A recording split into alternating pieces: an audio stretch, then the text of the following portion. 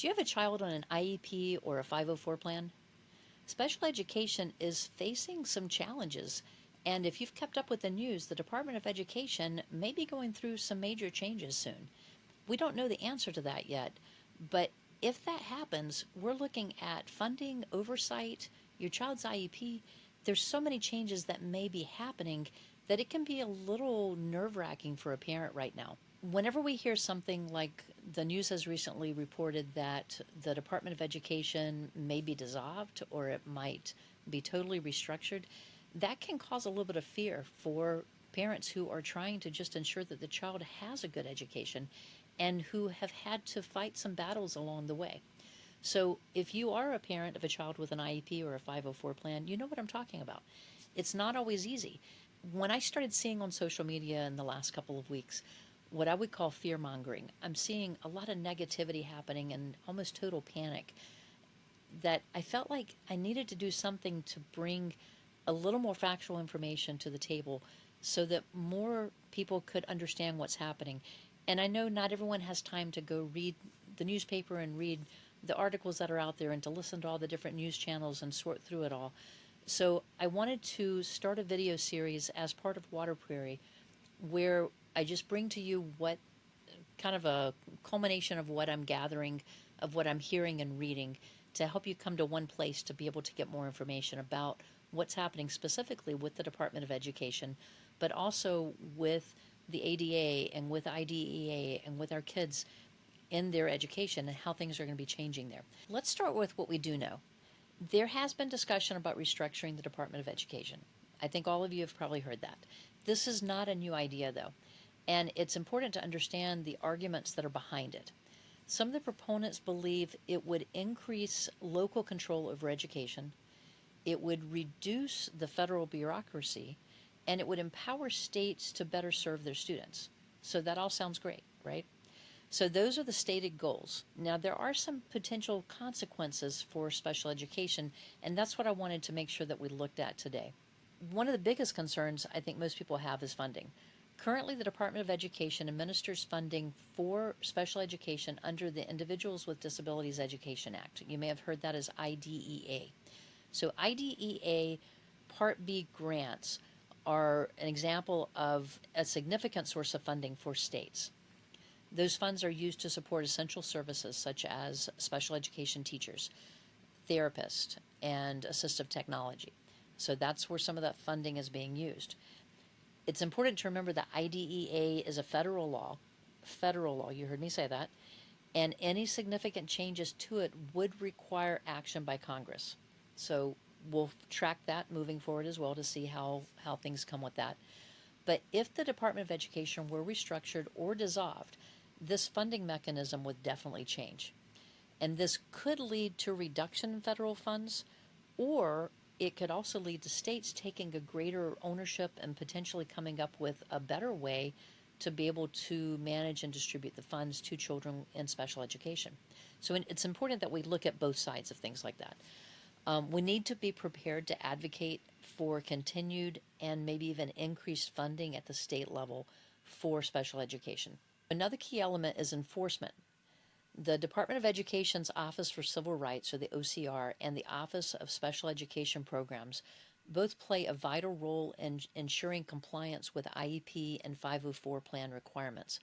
They provide oversight and a mechanism for dispute resolution. You may have had the procedural guidelines given to you, either a little book or an online link that tells you those safeguards of if you have a dispute or a disagreement with your school or your teacher, the steps that you take.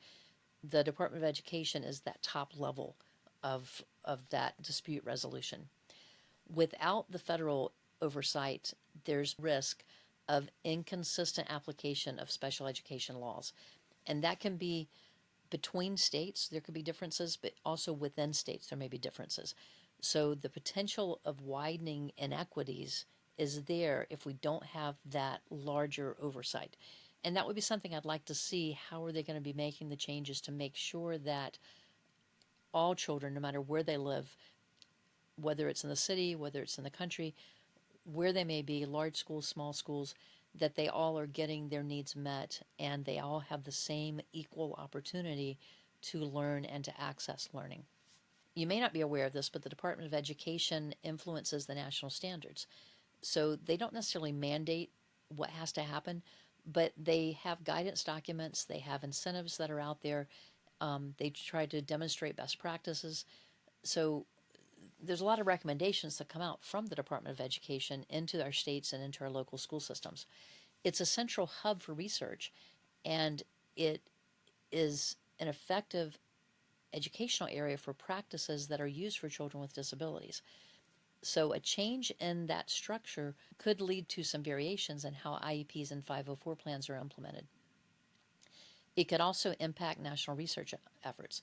So if we are at the state level only for education, how are we going to track those national records for what we're doing within all the states? So these are just questions. It doesn't mean that they can't happen. I just am curious, how is all this going to come together? So what can we do? I've already said I don't like seeing the fear mongering, as I call it. So don't contribute to that. If you see it, leave a positive comment. You don't have to cut off accounts or anything like that, but just don't panic when you see them. Don't let those exaggerated claims control the narrative. You be a positive voice that's out there, and you can be a positive voice for change. Second, you can only do that if you stay informed. So whether you're coming back here to get your information or whether you're finding it in other places, I'm going to continue to provide updates as I get more information, but go to reliable sources to get that information so you can stay informed. Third, get involved.